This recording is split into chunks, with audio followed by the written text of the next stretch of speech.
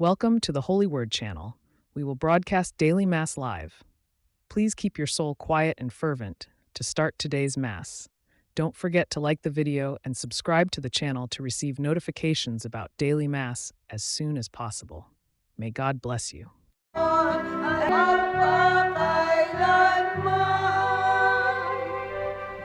Simulan natin ang ating pagdiriwang sa ngalan ng Ama at ng Anak at ng Espiritu Santo. Amen. Sumainyo ang Panginoon. At sumaiyo rin. Mga kapatid, aminin natin ang ating mga kasalanan upang tayo maging marapat gumanap sa banal na pagdiriwang. Inaamin ko sa makapangyarihang Diyos At sa inyo mga kapatid, na lubha akong nagkasala sa isip, sa salita, sa gawa, at sa aking pagkukulang. Kaya isinasamo ko sa mahal na Birheng Maria, sa lahat ng mga anghel at mga banal, at sa inyo mga kapatid, na ako'y panalangin sa Panginoong ating Diyos. Kaawaan tayo ng makapangyarihang Diyos, patawarin tayo sa ating mga kasalanan, at patnubayan tayo sa buhay na walang hanggan. Amen.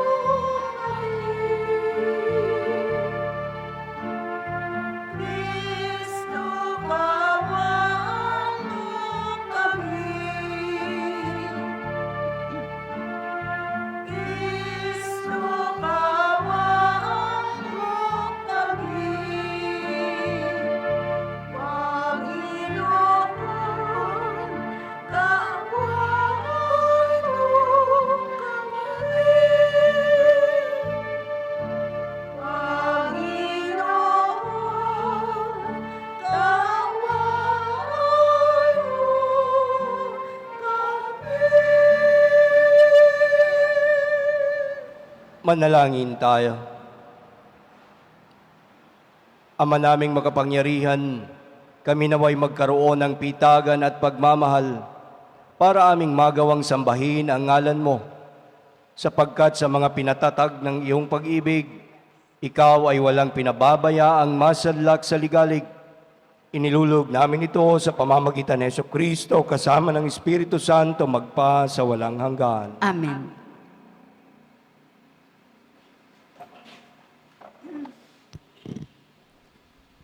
Pagbasa mula sa ikalawang aklat ng mga hari.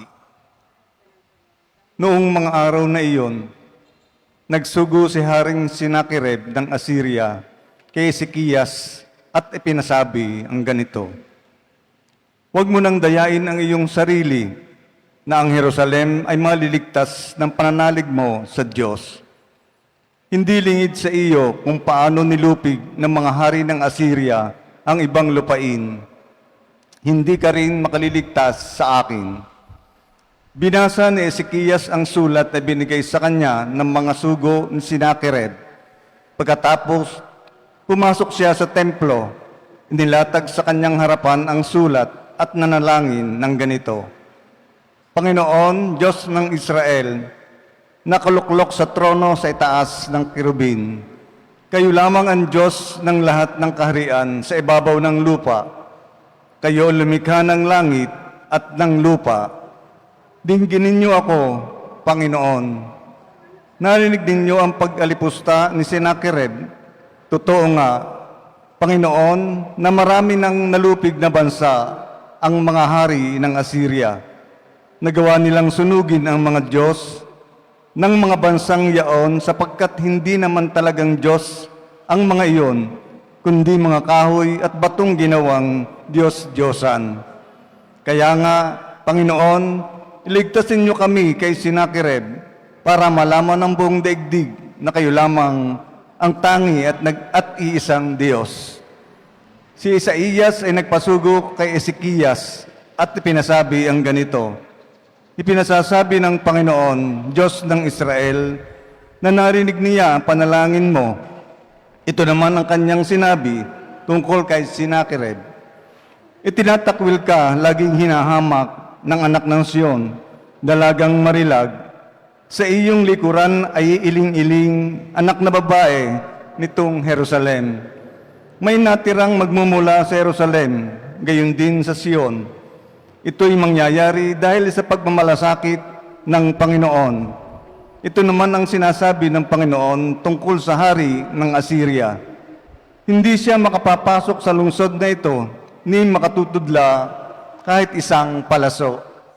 Hindi niya ito lulusubin ni papaligiran. Kung paano siya dumating, ganun din siya aalis. Hindi niya masasakop ang lungsod na ito, pagkat ito'y pagtatanggol ko alang-alang sa aking kapakanan at alang-alang kay David na aking lingkod.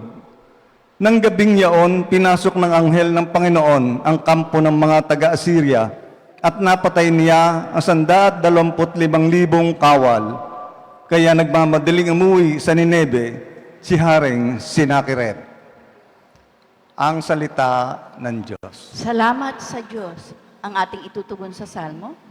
Lungsod ng Diyos ay matatag dahil sa bigay niyang lakas. Ulitin po natin. Lungsod ng Diyos ay matatag dahil sa bigay niyang lakas. Dakila ang poon dapat papurihan. Sa lungsod ng Diyos, bunsod niyang banal. Ang bundok ng Siyon, tahanan ng Diyos, ay dakong mataas na nakalulugod. Lungsod ng Diyos ay matatag dahil sa bigay niyang lakas. Bundok sa hilaga, nagalak ang dulot. Sa lahat ng bansa, nitong sansinukob. Sa piling ng Diyos, ligtas ang sinuman. Sa loob ng muog ng banal na bayan. Lungsod ng Diyos ay matatag dahil sa bigay niyang lakas. Sa banal na lungsod ay aming namasid, ang kanyang ginawa na aming narinig. Ang Panginoong Diyos makapangyarihan, siyang mag-iingat sa lungsod na banal, iingatan niya magpakailanman. Lungsod ng Diyos ay matatag dahil sa bigay niyang lakas. Sa loob.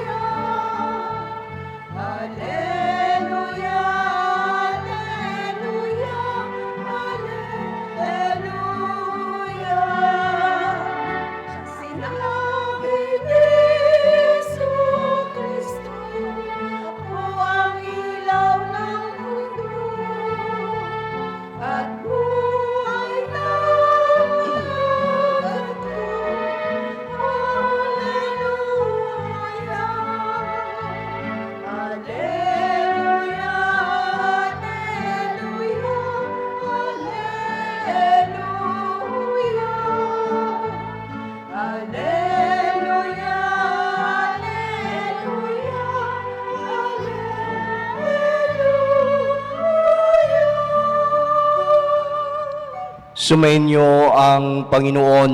At sumaiyo rin. Ang pagbasa ng mabuting balita ng Panginoon ayon kay San Mateo. Papuri sa iyo, Panginoon. Noong panahong iyon, sinabi ni Jesus sa kanyang mga alagad, "Huwag ninyong ibigay sa aso ang bagay na banal, sapagkat kayo'y babalingan at lalapain nila pagkatapos. Huwag ninyong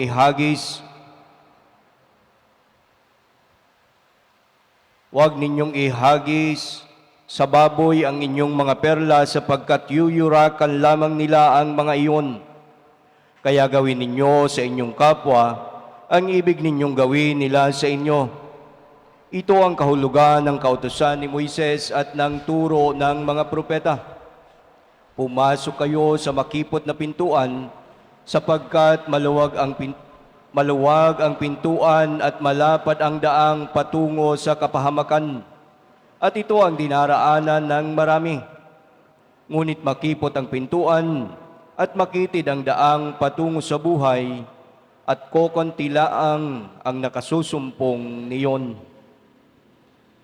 Mga kapatid, ang mabuting balita ng Panginoon. Pinupuri ka namin, Panginoong Hesukristo.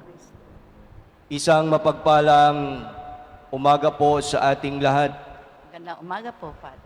Ngayon ay Martes ng ika-12 linggo ng karaniwang panahon at napakaganda ng mga pagninilay at paanyaya sa bawat isa sa atin ng ating mga pagbasa. Ito ay paanyaya na unang-una, magtiwala tayo sa Diyos sa gitna ng mga pagsubok na ating nararanasan sa buhay. At ikalawa, ito ay isang hamon sa bawat isa sa atin na piliin ang makipot na daan patungo sa buhay. Sa ating unang pagbasa mula sa ikalawang aklat ng mga hari, nakita natin si Haring Ezekias na nahaharap sa isang napakalaking banta, sapagkat ang Haring Ezekias ay nakatanggap ng sulat mula sa hari ng Assyria na si Sennacherib. Ang mensahe ay puno ng pananakot at paghamak, hindi lamang sa Haring Ezekias, kundi maging sa Diyos mismo ng mga Israelita. Subalit, sa harap ng panganib na makikita natin na ang Haring Ezekias ay hindi umasa sa kanyang sariling lakas. Sa halip, ang ginawa ng Haring Ezekias, siya ay pumunta sa templo at inilatag doon ang sulat sa harap ng Panginoon. At ang Haring Ezekias ay nanalangin ng buong pagpapakumbaba at pagtitiwala na hindi siya pababayaan ng Diyos. Mga kapatid, sa pananampalataya kay Kristo, kung ating titingnan, ang ginawa ng Haring Ezekias ay napakagandang larawan na ibinabahagi sa bawat isa sa atin para sa ating buhay. Sapagkat kapag tayo ay pinipigilan o pinanghihinaan na ng loob dahil sa mga problema sa pamilya, dahil sa karamdaman, dahil sa kakulangan ng pera o sa pinansyal na kapasidad, o kinakailangan nating gumawa ng mabibigat na desisyon, ang tanong sa bawat isa sa atin, ano ba ang ating mga ginagawa, ang una nating ginagawa kapag naharap tayo sa mga ganitong sitwasyon? Madalas, nauuna ang pag-aalala ng bawat isa sa atin. O minsan, tayo ay nagrireklamo.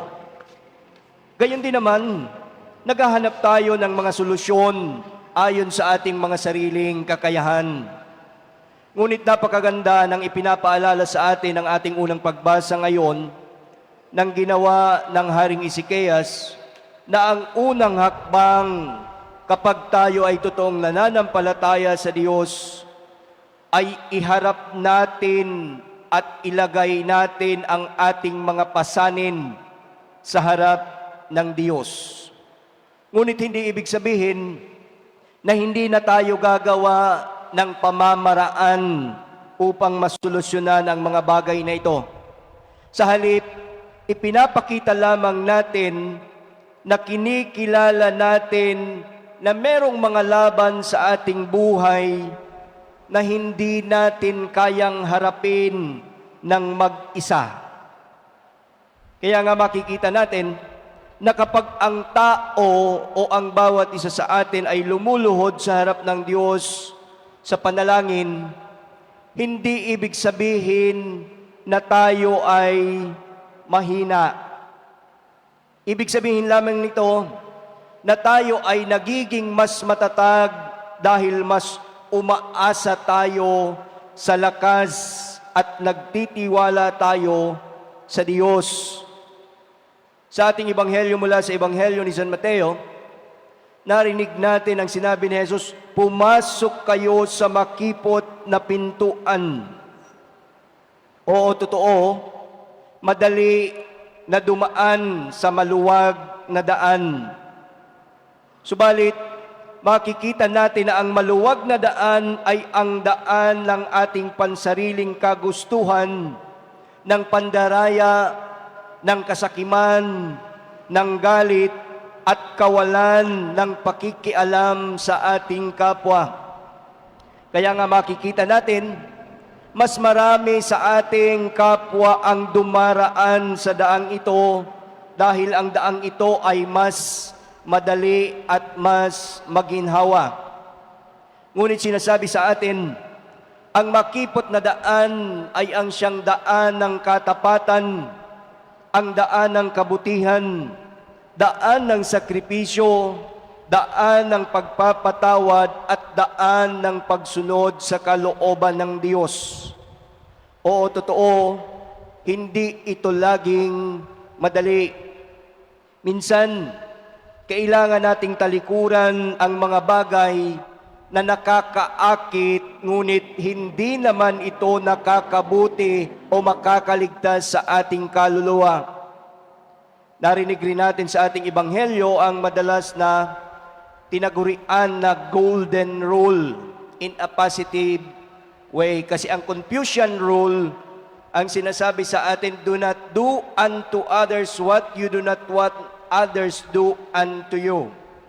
But what we heard in the gospel today is the positive formulation of the Confucian rule, which is commonly known to us as the golden rule.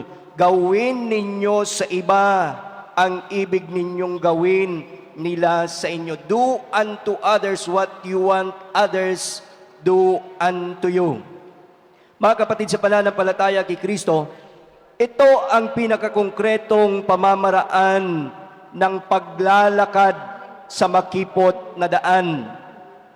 Kapag ninanais natin na tayo ay igalang ng iba, igalang din natin sila. Kung ninanais natin na patawarin tayo sa ating mga pagkakasala sa iba, nawa ay matuto rin muna tayong magpatawad. Kung nais nating mahalin tayo ng iba, magmahal muna tayo ng bukas palad. Ika nga sa salitang Espanyol, amor con amor si paga. Love begets love. Mga kapatid, sa ating panahon ngayon, maraming mga tao ang naghahanap ng mabilis at madaling paraan patungo sa tagumpay at kaligayahan. Kaya nga, ang panahon natin ngayon ay masasabing panahon ng instant. Instant coffee, instant noodles, etc. Ngunit, ipinapaalala sa atin ni Jesus sa ating ebanghelyo na hindi lahat ng madali ay tama. At hindi ng lahat ng mahirap ay mali. Ang landas patungo sa kabanalan ay totoo maaaring makipot, ngunit ito ang pinakalandas na magdadala sa bawat isa sa atin sa tunay na buhay, lalong-lalo na sa buhay na walang hanggan. Kung titingnan natin sa pagtingin ng pananampalataya, pinag-uugnay ng ating dalawang pagbasa ngayon ang isang napakahalagang katotohanan sa ating buhay. Ang katotohanan na ang makipot na daan ay hindi natin kayang lakaran ng mag-isa. Kaya nga katulad ng Haring Hezekiah sa unang pagbasa, kailangan rin nating magtiwala sa Diyos, sapagkat ang taong nananalangin at umaasa sa Panginoon ay laging nagkakaroon ng lakas upang piliin ang tama kahit napakahirap, upang piliin na maging tapat kahit na maraming tukso sa ating kapaligiran, at magpatuloy ng matatag sa gitna ng lahat ng mga pagsubok. Mga kapatid, marahil bawat isa sa atin ay may sari-sariling sulat pagbabanta sa iba't ibang uri. Dala ng mga problema, pangamba, ng sugat at ng mga hamon sa ating pananampalataya. Subalit kagaya ng Haring Hezekiah, ilatag din natin sa Panginoon ang mga pagsubok at hamon na ito ng buhay. At kagaya ng paanyaya ni Jesus sa ating Ebanghelyo, mas piliin natin araw-araw ang makipot na daan, daan ng pagmamahal, daan ng katotohanan, at daan ng kabanalan.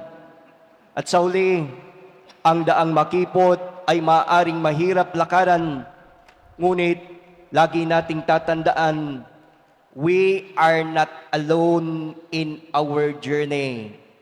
God is always with us.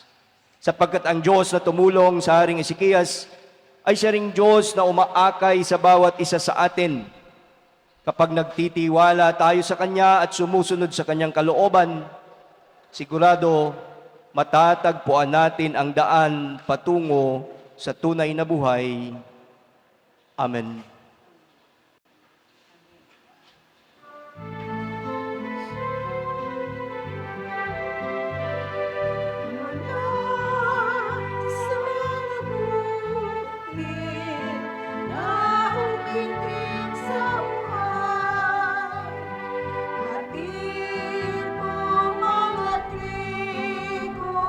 Tinapay nagwawakas, pinagbaguran ng lipak na kamay, at ng pawis na sano'y lulukan, langit sa'yo lamang inialay, sa isang na walang kapantay, mula sa mga bagay at iyong mga ubas, inaning mga bungang pangkatas ay naging alam, pinagpaguran ng lipat na kamay, at ang pawis na sano'y lulukan, langit sa'yo lamang inialay, sa bisag na walang kapantay.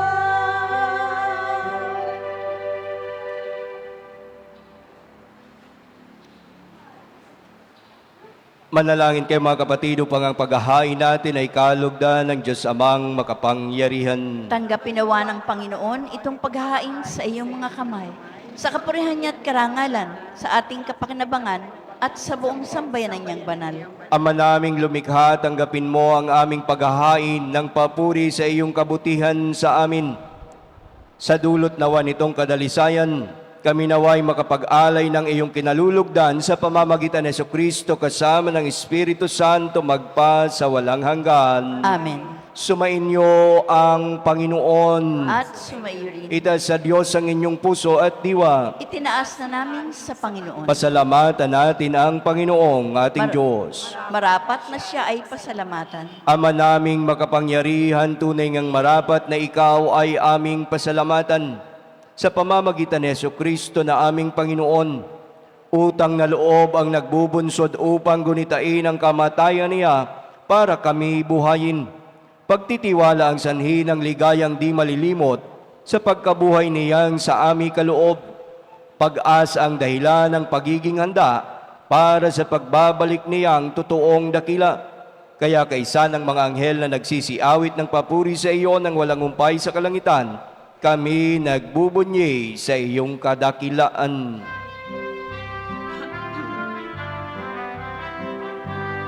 Banal ka pong may kapal, banal ang iyong pangalan, banal ang iyong kaharian, langit lupa'y nagpupugan sa iyong kadakilan, dinadakilan ng lahat ang napalilumulan, na siyang nagmulat sa bulan, sa pilay ay nagpalakad, at nakiramay sa luhod. Ama naming banal, ikaw ang bukal ng tanang kabanalan. Kaya't sa pamamagitan ng iyong Espiritu, Gawin mong banal ang mga kaloob na ito upang para sa amin maging katawan at dugo ng aming Panginoong Heso Kristo. Bago niya pinagtiis ang kusang loob na maging handog, hinawakan niya ang tinapay. Pinasalamatan kaniya. Pinaghati-hati niya iyon, iniabot sa kanyang mga alagad at sinabi, "Tanggapin ninyong lahat ito at kanin. Ito ang aking katawan na ihahandog para sa inyo."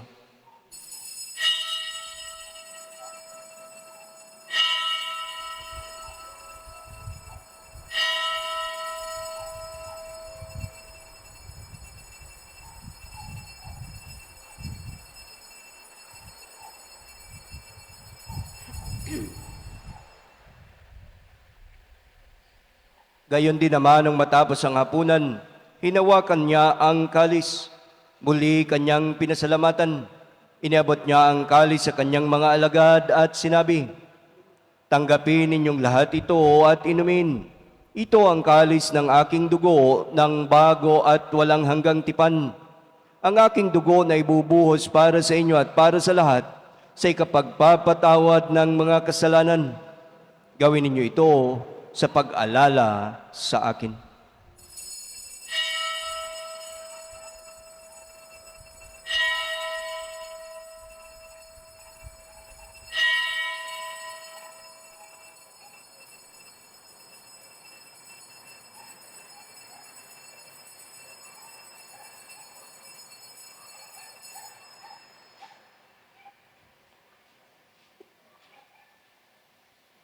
Ipagbunyi natin ang misteryo ng pananampalataya. Si Kristo ay gunitain,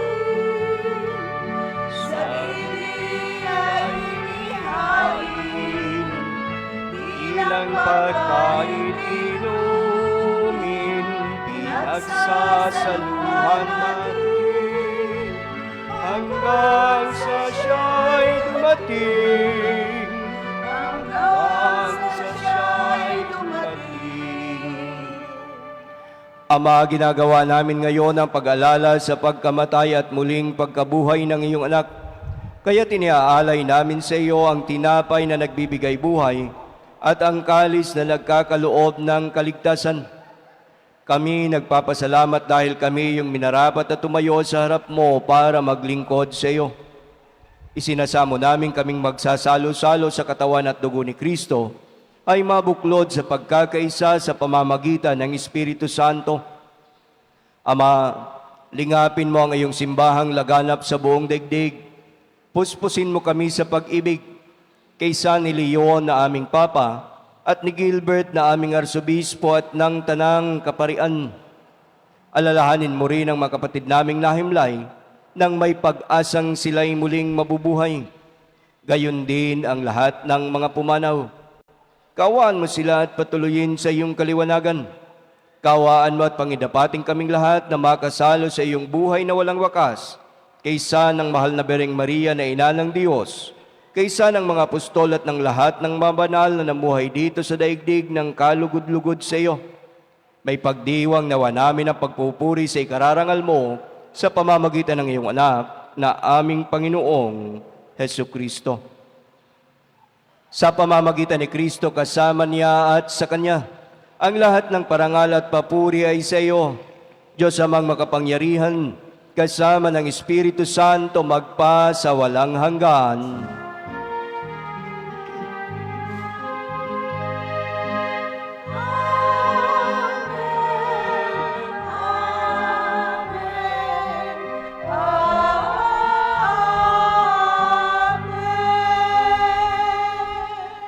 Sa tagubili ng manakagagaling na utos sa turo ni Jesus na Panginoon natin at Diyos, ipahayag natin ng lakas loob. Ama namin, sumasalangit ka, sambahin ang ngalan mo, mapasa amin ang kaharian mo, sundin ang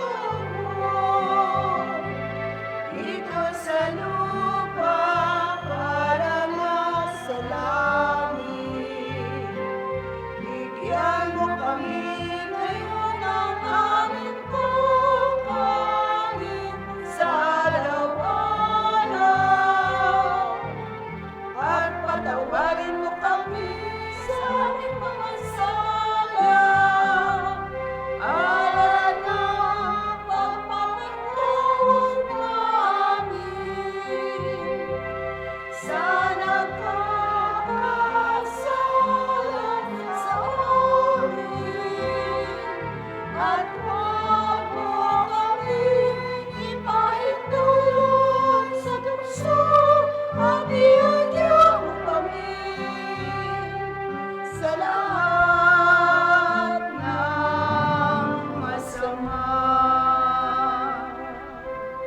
Hinihiling namin kami adya sa lahat ng masama, pagkalooban ng kapayapaan araw-araw. Iligtas sa kasalanan at ilayo sa kapahamakan samantalang aming pinananabikan ang dakilang araw ng pagpapahayag ng tagapagligtas naming si Jesucristo. Sapagkat iyon ang kaharian at ang kapangyarihan at ang kapurihan hanggang kailanman. Amen.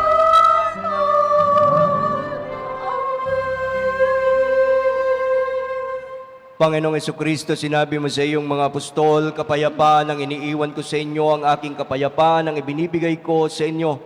Tunghayan mo ang aming pananampalataya at huwag ang aming pagkakasala. Pagkalooban mo kami ng kapayapaan at pagkakaisa ayon sa iyong kalooban kasama ng Espiritu Santo magpa sa walang hanggan. Amen. Ang kapayapaan ng Panginoon ay laging sumainyo. At sumairi. Magbigayan tayo ng kapayapaan sa isa't isa.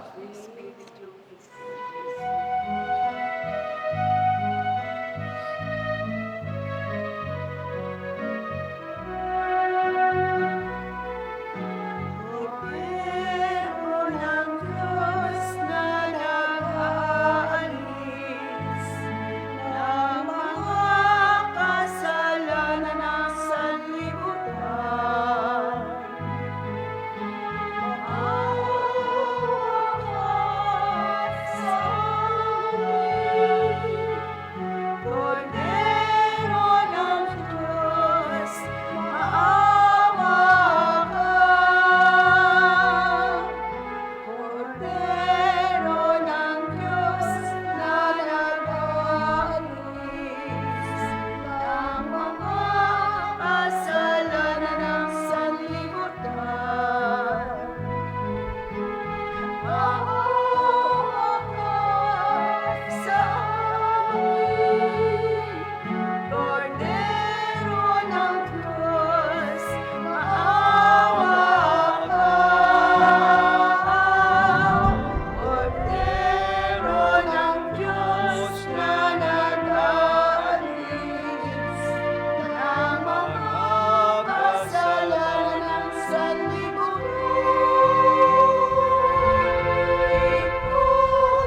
Ipagkaloob mo sa amin ang kapayapaan.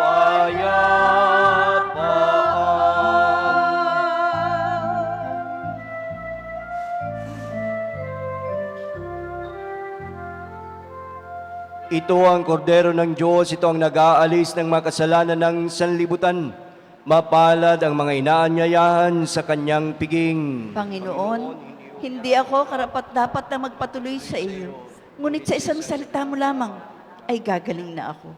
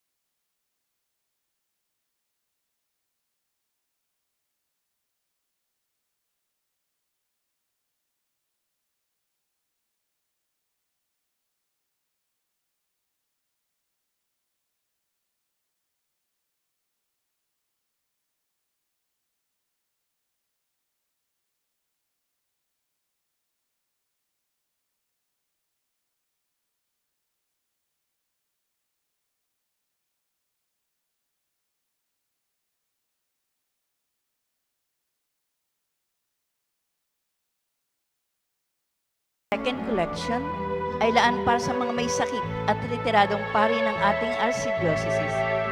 Maraming salamat po.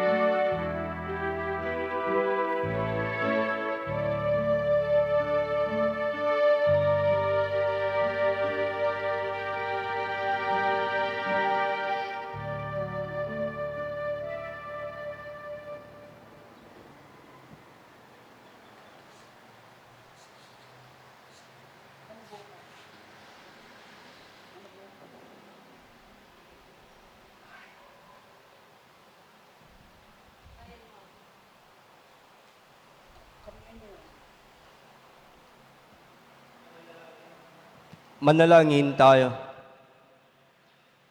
Ama naming mapagmahal, kaming nakinabang sa katawan at dugo ng iyong anak, ay sumasamo sa iyong habag upang ang aming taimtim na ginanap ay maging pagtanggap namin sa tiyak mong pagliligtas sa pamamagitan ng Kristo kasama ng Espiritu Santo magpa sa walang hanggan. Amen.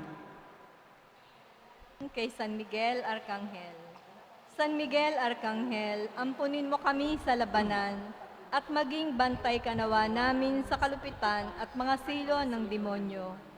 Supuin nawa siya ng Diyos na ipinagmamakaawa namin sa iyo at ikaw, prinsipe ng mga hukbo sa langit, sa kapangyarihan ng Diyos, ibulid mo sa kailaliman ng impyerno si Satanas at ang lahat ng malulupit na espiritu na gumagala sa sanlibutan at nagpapahamak sa mga kaluluwa. Amen. San Miguel Arcangel, Ipanalangin mo kami.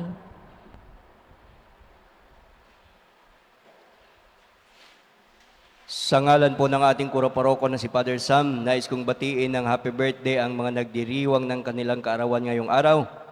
Jesusa Hernandez Mercado from California, USA. Gina Velasquez, Jun Andal, Kate Andal, Juana Amul, Maricris Perez, Marnelli Perez, Marnelli Perez Marcos in Calgary, Natalie Generoso Amande, Marcos Caden Acosta Macaraig. Nais ko ring batiin ng happy wedding anniversary sina Mr. and Mrs. Badi and Jaimel Bacal, Mr. and Mrs. Cornelio and Oliva Generoso. Nagpapasalamat din ako sa mga sumusunod sa lahat ng nag-alay ng misa at nagpamisa, sa ating mga Facebook Star Senders, Biani Auxiliaries, Kapamuhay members, at sa lahat naglingkod sa ating misa, sa extraordinary ministers of Holy Communion, lectors and commentators, greeters and collectors, sa inyong lahat na nakiisa sa banal na pagdiriwang na ito, maraming salamat po. Pagbati rin sa mga sumusubaybay sa ating online mass, Patricia Nagpiing, Francis Biumampo Onda, Celestino Igayak Navarro, Rosnel Gutierrez, Ethel Dimaandal, Rosalinda Chua, Elvis Shigel, Marten San Jose, Weng Del Puso, and Ruana Ramos. Paalaala, bukas ay ang ating pagdiriwang ng dakilang kapistahan ng pagsilang kay San Juan Bautista. Ikalawa, ang ating nobina sa Inanang Laging Saklolo ay nag-umpisa noong 18 ng Hunyo at ito ay magtatapos sa 26 ng Hunyo. At ang pagdiriwang ng kapistahan ay sa Hunyo 28. Yun lamang po at maraming salamat sa inyong lahat. Sumainyo ang Panginoon At sumayo rin. at pagpalain kayo ng makapangyarihang Diyos, Ama, Anak at Espiritu Santo. Amen. Tapos na ang ating pagdiriwang, humayo kayo sa kapayapaan ni Kristo. Salamat sa Diyos.